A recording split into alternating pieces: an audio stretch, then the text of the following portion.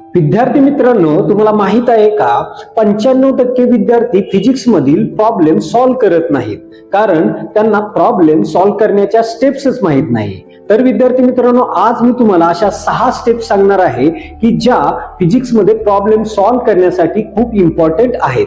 तर पाहूया त्या 6 स्टेप्स कोणत्या आहेत. तर विद्यार्थी मित्रांनो, पहिली स्टेप्स आहे जस्ट आयडेंटिफाय द टॉपिक. तुम्हाला तो प्रॉब्लेम कोणत्या टॉपिक मधून आहे ते आयडेंटिफाय करायचं आहे. Step second, understand the situation. त्या प्रॉब्लेम मध्ये नेमकी काय सिच्युएशन दिलेले आहे. Step third, write the formula. त्या प्रॉब्लेमशी रिलेटेड परफेक्ट करेक्ट फॉर्म्युला लिहिणं इम्पॉर्टंट आहे. Step fourth, put the values. त्या फॉर्म्युलामध्ये व्हॅल्यूज पुट करायच्या आहेत इन SI सिस्टीम और all in CJ system, maximum SI system.